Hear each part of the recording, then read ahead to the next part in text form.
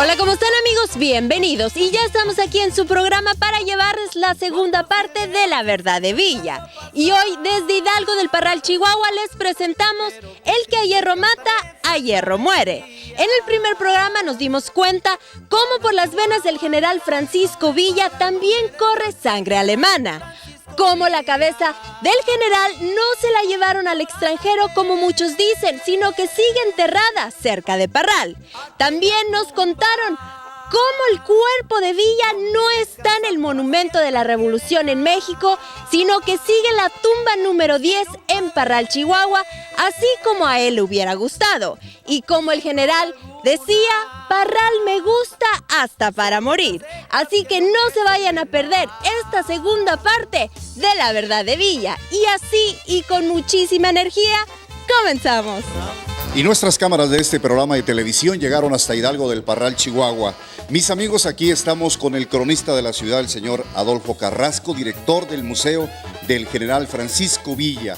La cabeza está aquí cerca, a 7 leguas del cuerpo, en línea recta, en el rancho del Cairo, entre Salaices y Villa López. El que lo manda a decapitar es el jefe de la guarnición de la plaza, el coronel Francisco Durazo Ruiz, papá del negro Durazo. Entonces manda a 7 de sus subalternos. Violan la tumba, sacan el féretro y dentro del féretro los restos del general ya era el puro esqueleto. Le cercenan el cráneo y se la traen acá al coronel. En cuanto amanece, en la primer corrida del ferrocarril, se va a Jiménez con su trofeo. Al llegar a Jiménez está esperando el tren del sur, pero llega primero el del norte. Y en el del norte viene el general Santiago Piñasoria, jefe de la zona militar de Chihuahua, quien al verlo en Jiménez sin permiso se baja para darle una buena regañada, pero trata de sobornarlo y le dice: general, nos vamos a hacer ricos. Y el general le dice: ¿cómo es usted bruto? A decir se ofrece por la cabeza de alguien es porque el que lo entregue vivo o muerto. Todo el mundo sabe que ya mataron al general. ¿Cómo se va a afrontar usted ahorita ante el gobierno de los Estados Unidos con una calavera diciendo que lo acaba de matar? Por Dios, le dice. Mire, si no se deshace de inmediato de este despojo, lo fusilo. El coronel le ordena al cabo Miguel Figueroa: ni modo, no se me hizo el negocio, llévate el cráneo y entiérralo ahí en mi rancho. Cosa rara, en los Durazos se había clavado un rancho, el rancho El Cairo, entre Salaices y Villa López. Amigos, y les estamos presentando El que a hierro mata, a hierro muere. Así que no se vaya a perder todo lo que les estamos llevando hasta sus hogares para que no le vayan a contar cosas del general Francisco Villa que no son. Y esta es la verdad en voz del cronista don Adolfo Carrasco, director del Museo de Pancho Villa, todo un experto en la materia. Y esta es la verdad sobre la tumba de Villa. ¿Por qué lo cambiaron de una tumba a otra y en dónde está? Por si usted algún día visita el Panteón Dolores en Parral, Chihuahua.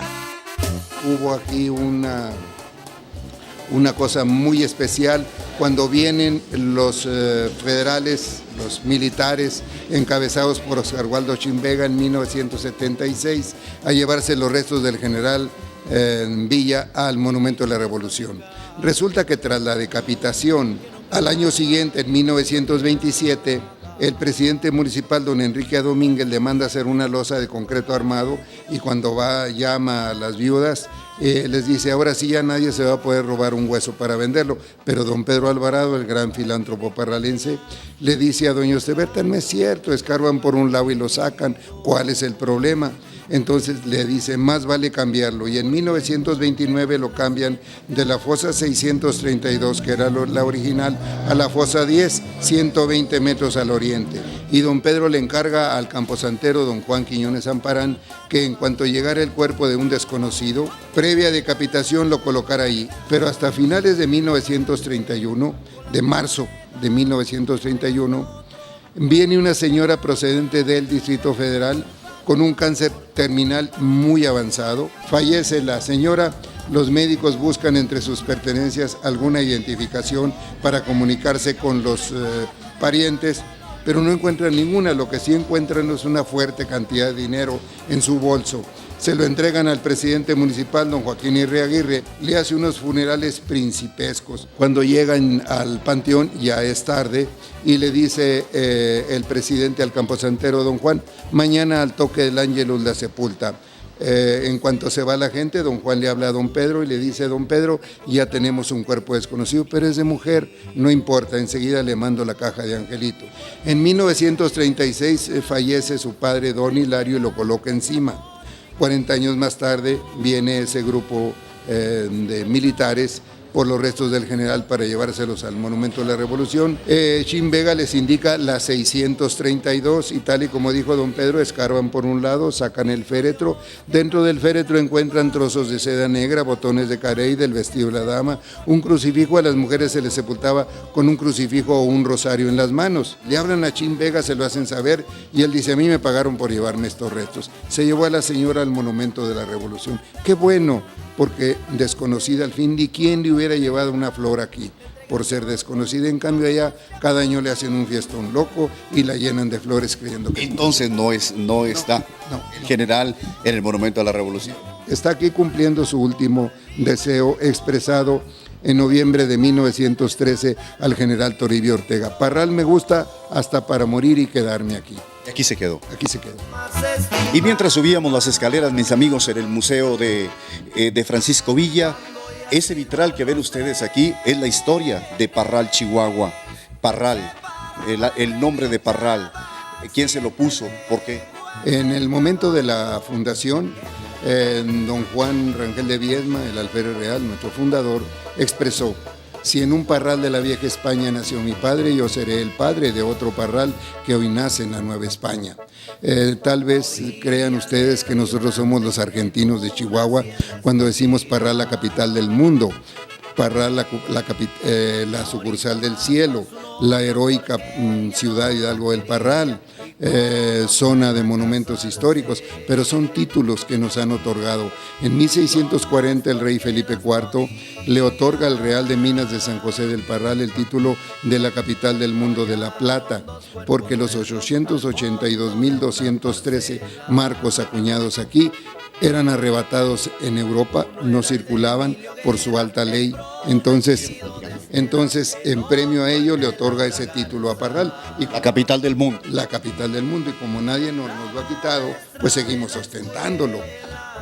Heroica ciudad nos lo otorgó los cadetes del Colegio Esperanza desde la también heroica Córdoba, Veracruz, el 12 de octubre de 1925, a 9 años de la épica hazaña de Elisa Griensen Zambrano, una joven de 28 años que, acaudillando a 24 alumnos de quinto grado de la Escuela 99, a sus madres, a sus hermanas y unos cuantos niños del pueblo, lograron arrojar de Parral en 45 minutos a 2,000 soldados norteamericanos de la expedición punitiva que nos habían invadido. Entramos aquí, vemos este mural, o sea, en la clásica fotografía de fuerza, de poder del general Francisco Villa, así en su caballo. En este mural representamos la última toma del general Villa a Parral.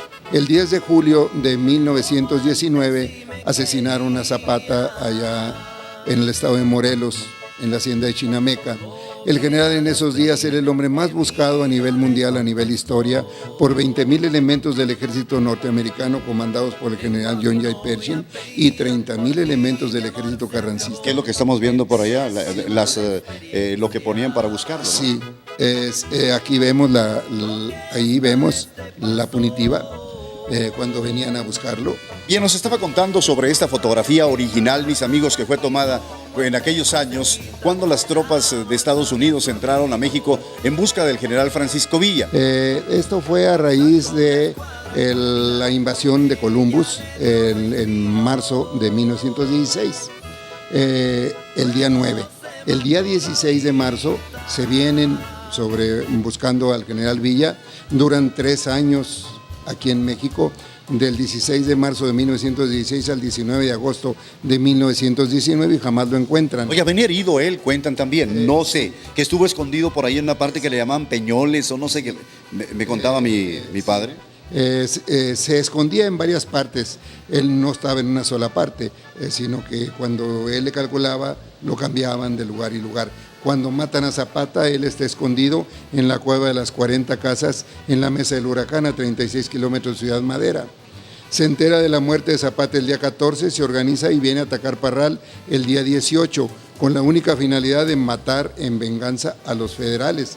Pero ellos, en cuanto se dan cuenta que el grupo que se acerca es villista, porque era muy fácil identificarlos, los grupos villistas usaban la bandera tricolor, los grupos carrancistas la bandera de la piratería, una bandera negra con una calavera y 2 tibias. En cuanto ven que los que se acercan son villistas, huyen, se van, ahí lo vemos en el mural, pero de todas formas es recibido a balazos por los defensas sociales, que eran grupos de ciudadanos que se armaban para defender las poblaciones de los desmanes que cometían los ocasionados.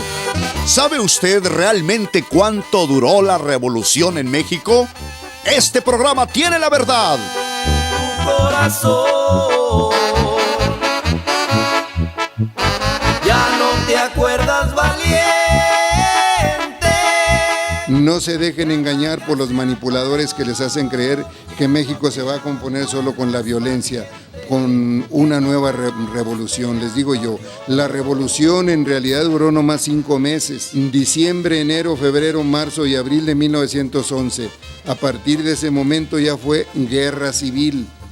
Que no nos engañen, que nos digan que lo demás fue revolución, no fue. 5 meses. Sí, una revolución es para un cambio de régimen. En abril dimite don Porfirio, se acabó la revolución, pero de ahí comienza la guerra civil, en donde se empiezan a matar unos a otros por la silla. Que no nos digan que Álvaro Obregón, que Plutarco Elías Calles, que Venustiano Carranza fueron revolucionarios, no es cierto. Los únicos revolucionarios fueron Zapata y Villa, porque ellos sí pelearon para derrocar el régimen de don Porfirio, y lo lograron. Los demás fue el afán del poder. En la guerra civil se autorizó el crimen, bastaba con colocar a una persona ante un paredón, dispararle con un fusil y era fusilamiento, estaba legalizado, pero si lo mataba yo con pistola donde no hubiera pared era crimen. En paredones como este le quitaron la vida a personas que hubieran sido utilísimas a la patria, pero tenían un pecado gigantesco, eran presidenciables. Por ejemplo, los generales Felipe Ángeles Ramírez, Manuel Chau Rovira, Felipe Carrillo Puerto, entre otros, los mataron porque eran presidenciables ante un paredón y era legal. Todo lo que se utilizaba, el armamento que utilizaban en la revolución, donde transportaban, me imagino que los rifles. Bueno, mire, esta parte es para recordar el armisticio del general Villa. Él tomó Sabinas, Coahuila, y le exige al presidente don Adolfo de la Huerta que le conceda el armisticio, o de lo contrario paraliza el país. En aquel entonces el país se movía gracias al carbón por las locomotoras.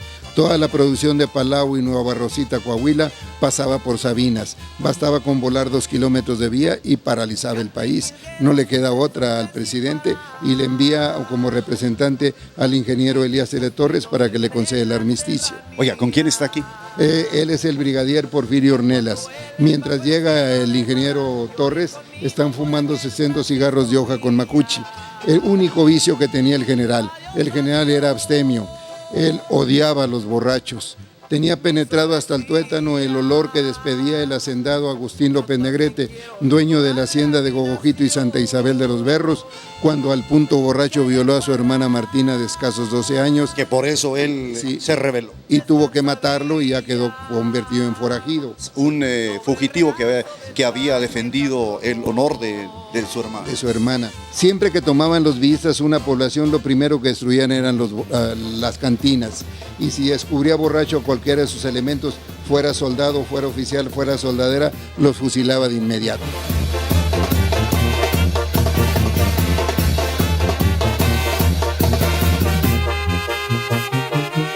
Y en unos momentos, fotos originales del carro en donde acribillaron a Villa. Nos van a contar toda la verdad sobre quién ordenó al gobierno de México matar al general Francisco Villa. Presidentes y gobernadores ordenaron matar de forma cobarde al hombre que con tan solo mencionar su nombre se ponían a temblar, porque solamente de esa forma, lo que fue en una emboscada, lo lograron asesinar. En este carro fue donde lo mataron. Donde lo mataron. Bueno, ahorita nos platica. Mire, por aquí se ve. Sí, sí. Por aquí vamos a ver, por esta misma calle. La calle es... La avenida Juárez. La avenida Juárez. Por esta calle sí venía el carro ese que vemos en el río Florido. Por donde viene ese autobús, más o menos, aquí. Él venía del cuartel que tenía en la calle Zaragoza. Había llovido mucho esa noche, la calle era un lodazal.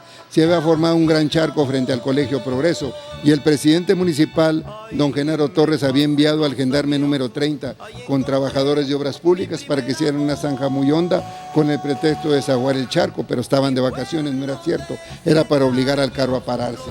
La orden para matar al general Villa vino del presidente de los Estados Unidos, Warren G. Harding, para poder firmar los tratados de Bucareli sin el subsidio, sin el temor de una nueva invasión. Entonces, quien lo mandó matar fue el presidente de los Estados Unidos. Sí, le ordena a Obregón como presidente de los Estados Unidos. ¿Quién lo mató? Entonces él le ordena a los gobernadores de Chihuahua y Durango. ¿Y quién lo mató? Contraten a los mercenarios. El director intelectual aquí en Parral era un empresario, Gabriel Chávez, distribuidor de la Dodge y la Chevrolet, después fue presidente municipal. Y él fue el que contrató a los mercenarios aquí. Y Plutarco Elías Calles, secretario de Gobernación, envió también un grupo de militares expertos tiradores, 7 ellos, un comando militar con rifle calibre 50 que dispararon de donde ahora está la farmacia del Camino, del número 2 de la calle Gavino Barrera. Allí en el callejón de la Culebra, allí donde va a dar vuelta aquel carrito blanco, habían puesto a un espía, Juan López Sainz, para que dijera de qué lado venía el general en el carro, porque la orden de Harding era matar primero al general, y especificó no dispararle a la cara a ninguno, no quiero que se repita lo que Chinameca, que los dejaron irreconocibles. Los que están aquí dijeron viene manejando y las miras de sus fusiles confluyeron sobre el tripulante. Cuando llega el general a la zanja se van las ruedas de adelante hasta el eje, les dice a los coroneles Rosalío Rosales y Daniel Tamayo, sus escoltas laterales que venían en los estribos, ni modo muchachito, bájense y púchenle, si no nos vamos a ir. Se bajan ellos, sacan las ruedas de adelante, caen las de atrás y le ordena a sus brigadieres que venían en el asiento de atrás, el jefe de escolta, Ramón Contreras, Claro Hurtado, Rafael Antonio Medrano, órale, bájense, pújenle, porque si no, no nos vamos a ir. Se bajan y entre los 5 lo sacan. Una vez ya parados afuera, a 7 metros de distancia, el general tiene el pie izquierdo aplastado el clutch con el pie izquierdo, el derecho el tacón en el piso, la punta lista para pisar el acelerador y las manos aferradas al volante porque eran volantes muy duros, girándolo para enfilar rumbo al puente. Les dice, acábense de subir. Esos carros eran muy incómodos. Se suben los de atrás, se suben los de los estribos. El general llevaba el cristal de la parte superior del parabrisas levantado para que se pudieran agarrar del poste los que iban en los estribos. Y en ese momento empujan con las puntas de los fusiles los que estaban aquí emboscados, apoyados los rifles en las pacas de alfalfa y lo matan primero al general. Le dan 27 tiros en el corazón con calibre 25-35 los de esta puerta, los de la otra con 30-40. Pero aquí están las fotografías, cuando la muerte del general. Si fuera cierto lo que afirman, que le dispararon desde un alto, desde los balcones, habían quebrado el vidrio de la sección superior que quedó intacto, porque como la orden era no dispararle a la cara a ninguno, todos los tiros fueron rasantes, hicieron 1000 pedazos, completamente añicos el cristal de la parte inferior. También hubieran agujerado el toldo, que era de lona, y no. Habían agujerado el cofre, y no. Así quedó. Muerto el general, el coronel Trillo se endereza a desenfundar y los de esta puerta con un 30-40 le perforan los pulmones al tiempo que los del comando le destrozan la columna y queda doblado al revés. Y el carro choca contra el árbol y por inercia el cadáver queda sobre el volante. Se bajan corriendo los 3 que iban aquí, los de los estribos murieron instantáneamente. Se bajan y corren rumbo al puente. Las 27 balas que le dieron al general en el corazón confluyeron en el brazo izquierdo de Ramón Contreras, se lo deshicieron completamente. Él va corriendo agarrándose el hombro, se le mueve como hilacho el brazo, va todo ensangrentado. Los del comando dijeron no hay que gastar parque, este se va a morir ya. Cesan los tiros, en cuestión de minutos fueron más de 300 los disparos. Salen los matones, José Sáenz Pardo lo coge del cabello al general, lo recarga en el respaldo, le da un tiro de gracia sobre la ceja izquierda que le destroza el occipucio y le echa fuera el cerebro. Con el impacto el cuerpo bota y queda reclinado en lo que había sido el respaldo del coronel Trillo. 20 minutos después llega el mitotero de Jesús Salas Barraza. Se sube en el estribo y por sobre el cuerpo de Trillo le da este otro tiro al general en la cúspide craneal que le destroza la bóveda palatina. Aquí vemos ya lavado el cuerpo del general. Aquí está lavado. Hubo que rellenarle con paliacates el agujero de la región occipital y con gasa el agujero del paladar para poderlo lavar. Este es un tiro calibre 50 que le sacó el corazón y los pulmones del comando. Aquí están los 27 tiros del corazón porque lo agarraron diagonal, más otros que le dieron más acá. Con 30-40 le destrozaron las manos, los antebrazos, los codos y el tórax. El general recibió más de 50 tiros, aunque algunos afirman que 16, otros que 9, no, más de 50. Más de 50, estos son los demás. Pasa este detalle, el general medía 1,80, su cabeza pegaba en la cabecera y sus pies en la piecera. Claro Hurtado, que era de mi estatura, le sobraba espacio. Este es Claro Hurtado, a él lo atravesaron. De ahí viene esa frase muy chihuahuense, lo clarearon. Así es la historia, desde el lugar donde está la verdad. Hidalgo del Parral, Chihuahua. Regresamos. Conozca toda la verdad de Villa enseguida. Ponga mucha atención. El que a hierro mata, a hierro muere. Conozca el director intelectual que organizó a los mercenarios y cuánto les pagó a cada uno para matar a Villa. 15 años después, ese mismo director intelectual que organizó a los mercenarios para matar a Villa lo paga de la misma manera. Un villista decide vengarlo y contrata a 4 mercenarios y les paga la misma cantidad para matarlo. El que a hierro mata, a hierro muere. Bien, aquí está toda la historia del general Francisco Villa. Bien. Este era el edificio donde estamos, no tenía segundo piso, no tenía ventanas, era un expendio de pasturas.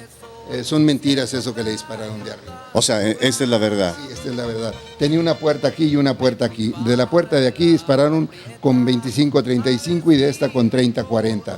Este fue el director intelectual que organizó a los mercenarios, les pagó 300 pesos a cada uno y les dio credenciales de capitanes retirados para que tuvieran sueldo vitalicio, portación de armas, caballos, las monturas, todo les dio. 15 años después lo paga exactamente en la misma forma. 15 años después se supo que él había sido el director intelectual y un villista decide vengarlo.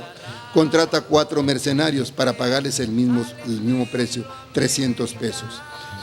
Ellos eran Victoriano Lazos, Melchor Vara, Ricardo Amaya y Carlos Gardea. El general les dice, tienen que matarlo un viernes. Un viernes se vienen siguiéndolo, él venía de sus oficinas, se vienen siguiéndolo pero en sentido opuesto. Él tenía que dar vuelta ahí en la calle Lerdo. Entonces, Victoriano Lazos, que era chofer del sitio 5, venía en su carrito, uno de los mercenarios, le pita para que le dé chance, porque con eso que decía que llevaba puro, se detiene en Gabriel, el pie izquierdo aplasta el clutch, el pie derecho suelta el acelerador, igual que el general, tiene las manos en el volante. El carro está parado, cuando lo emparejan, Melchor Vara le vacía una 45 en la cabeza. Con la vara que mida serás medido. Esto ocurrió el 12 de ¿Sí está bien dicho lo que dije? Sí, el 12 de noviembre de 1931. Aquí en Parral. Aquí en Parral. Y esta es La Verdad de Villa, la segunda parte. Y en unos momentos más, la cama en donde velaron al general Francisco Villa. Y en la entrada del Hotel Hidalgo, en donde tendieron el cuerpo de Villa, hay un león muerto sin manos, destrozado a hachazos, su sangre en una concha y decapitado. Esto se encuentra en la parte de arriba y fue esculpido por un arquitecto francés. Conozca la relación de este león y del general. Este es una réplica del balcón del Hotel Hidalgo donde fue velado, y esa es la cama original donde fue velado. Para lavar al general, colocaron los cuerpos sobre las camas, sobre los sprines pelones, y pusieron debajo unos baños de lámina galvanizada para poderlos lavar. Subieron botes de 40 litros, de esos botes lecheros con agua tibia y agua oxigenada para poderlos lavar rápidamente, y toda aquella sanguaza cayó en las tinas aquellas. Entonces esa es la cama original donde lo vemos tendido aquí, en el balcón del Hotel Hidalgo, que está aquí en Parral, aquí mismo. En contraesquina de Catedral. Y aquí tenemos un detalle muy interesante. El arquitecto francés Américo Rouvier y esculpió esa figura, que los parralenses de aquella época, 1906, se le criticaron mucho. Fueron con don Pedro Alvarado, el dueño del edificio, y le dijeron: oiga, don Américo está loco, tiene telarañas en el cerebro. En vez de ponernos un león rugiendo, nos pone un león muerto, sin manos, destrozado a hachazos, su sangre en una concha y decapitado. Y viene don Pedro y lo ve y dice: yo lo veo muy bien. Se quedan ellos muy enojados. Esos mismos que lo criticaron 17 años después, cuando están velando el cuerpo del general en ese balcón, dicen: caray, por poco le atina a don Américo, estamos velando un verdadero león, no tiene manos, su sangre fue depositada en las tinas, en la concha.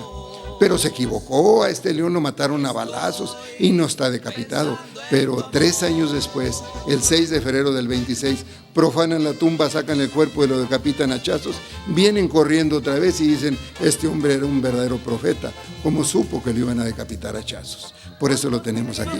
Las traiciones y venganzas están por terminar en una historia verdadera del Centauro del Norte, Francisco Villa. ¿Y qué impacto tuvo la muerte del general Francisco Villa en aquellos tiempos? ¿Cuántas esposas le quedaron de las 18 que tenía? Esta es la verdad de Villa desde la tierra que lo vio morir, Parral, Chihuahua. Después de esas fotografías que están impactantes, donde vemos al general Francisco Villa y a su escolta acribillada a tiros, el impacto que causó esto fue, me imagino, muy, muy grande, no solamente en México, sino también en el extranjero. Todo estaba perfectamente planeado. El jefe de la guarnición de la plaza, coronel Félix C. Lara, envió a los soldados a cortar las líneas telegráficas, telefónicas, pusieron retenes para que nadie entrara y nadie saliera de Parral, detuvieron el ferrocarril que venía de Jiménez en Estación Dorado y el del Parral y Durango en Mesa de Sandía. Dejaron incomunicado a Parral durante 24 horas porque temían un levantamiento. Le tenían mucho miedo. Mucho miedo. Por eso la única que lo veló fue la esposa con la que pasó la última noche, Manuela Casas Morales. De las 18 esposas que hubo en aquel entonces, cuando él muere, ¿cuántas había? 7. 7. ¿Qué impacto, qué tanto impactó la noticia de la muerte del general? Fue una cosa tremenda ya cuando se supo, pero ya cuando se supo ya hasta lo habían sepultado. Eso era lo que quería el gobierno, que ya hubiera pasado todo. Mujeres que tenía en aquel entonces sus esposas esperando bebés, niños. Austreberta Rentería Crowley, que eran 2 esposas juntas en Canutillo. Es que en aquel entonces todavía no se inventaban las telenovelas, donde ya les emponzoñaron el cerebro a las mujeres con los celos. No, estaban enamoradas del general. Doña Austreberta estaba esperando el nacimiento de su hijo Hipólito. Con el impacto de la noticia de la muerte del general se adelantó el parto y la partera fue la otra esposa, doña Soledad Ciéñez Holguín. Aquí en Parral tenía 2 esposas juntas también, Manuela Casas Morales y María Isaac Reyes. En Santa Bárbara otras 2 esposas juntas, Guadalupe Cos Domínguez y María Hernández. Y en Chihuahua a María de la Luz Corral Fierro. Que acaba de morir hace poco. Sí, la última en morir, la más longeva, fue Soledad Ciéñez Holguín, murió en el 92. ¿En Chihuahua? No, en Ciudad Juárez. En Ciudad Juárez, Chihuahua. La de Chihuahua, doña María de la Luz Corral, murió en 1982. Se casó entonces por la iglesia y por lo civil con 17 de ellas. Y se divorció de una. ¿Y se podía? Pues, ¿quién se oponía? Muy bien, esa es la parte de la historia de todo esto, mis amigos, del general Francisco Villa. El impacto, los periódicos anunciaban así en las primeras planas. Hay 2 versiones: lo mató su escolta o le tendieron una emboscada. No, lo primero fue esto que se publicó. Su escolta lo asaltó y le causó una muerte inmediata. México, Distrito Federal, viernes 20 de julio de 1923. Al siguiente día salió aquella. Hay dos versiones, lo mató su escolta o le tendieron una emboscada, pero seguían saliendo noticias. El sábado 21 de julio de 1923, Francisco Villa fue asesinado en una emboscada, el cuerpo quedó horriblemente mutilado. Este ya más o menos decía la verdad. Sí, porque ya era al día siguiente. Bien, las fotos que vemos aquí son las fotos originales de la tumba. Este es el sepelio del general. Aquí está el Hotel Hidalgo donde fue velado, o sea, En este balcón tenemos el león ese que les platicábamos ahorita. Esta es para recordar la primer tumba que tuvo el general. Era de tierra, tenía una cruz rústica que decía nada más Francisco Villa, y que esa misma noche que lo sepultaron se la robaron sus enemigos para que nadie le llevara flores. Pero 2 meses después, las viudas de Canutillo le trajeron sendas coronas. El general, siempre que cumplía años, doña Soledad Ciañez Holguín le llevaba rosas rojas, y cuando era el cumpleaños de doña Austreberta, rosas blancas. Vemos que le hicieron coronas, pero le agregaron margaritas, porque el general siempre que cogía margaritas se le rodaban las lágrimas porque se acordaba de una escena estrujante para él. Cuando muere su madre, él no puede asistir a su agonía porque es fugitivo. Lo están siguiendo los rurales que ya estaban ahí rondando la casa porque creían que iba a llegar. Él está contemplando desde una ladera la agonía de su madre. Sus hermanos la colocaron en forma tal que la pudiera ver. Cuando ve que sus 2 hermanas, Mariana y Martina, se arrojan sobre el cuerpo de la mamá, él dice, ya murió. Entonces coge unas margaritas silvestres, las amarra a los tientos de la silla, le pega al caballo y el caballo llega a la querencia. Los hermanos reconocen el caballo, ven las margaritas, se la quitan y se la colocan en las manos al cadáver de la mamá, y con ellas la sepultaron. Después el general, ya siendo revolucionario, cuando va a llorar la muerte de su madre allí en el lugar donde murió, también anduvo recogiendo margaritas y las depositó ahí en donde murió. Por eso siempre que veía al general se ponía nostálgico. Por eso a las a las rosas le agregaron sus esposas, sus viudas, margaritas para recordar eso. Don Adolfo Carrasco, director de este museo y además cronista de la ciudad de Parral, Chihuahua, muchísimas gracias por toda la información que nos ha dado y por habernos recibido con estas cámaras de televisión. Estamos a sus órdenes. Por habernos dicho dónde quedó la cabeza del general Francisco. La cabeza y el cuerpo, porque también hay la creencia que se lo llevaron al momento de la revolución, y ya lo aclaramos, no es cierto. Se llevaron el de una mujer. Pues del de una dama, ¿verdad? Aquí nos despedimos del señor Carrasco. Desde aquí, de Hidalgo del Parral, Chihuahua, en el Museo del General Francisco Villa, hay mucha energía. Visiten Parral. Y si vienen a Parral y no visitan este monumento, es como si usted no estuvo aquí en Parral, Chihuahua. Amigos, muchísimas gracias por habernos acompañado en este programa lleno de puritita energía del general Francisco Villa, en el que a hierro mata, a hierro muere. Soltero, muchísimas gracias. Esperemos que ustedes lo hayan disfrutado. Nosotros, primeramente Dios, nos vemos hasta nuestro próximo encuentro. ¿Y tú, cuánta energía tienes?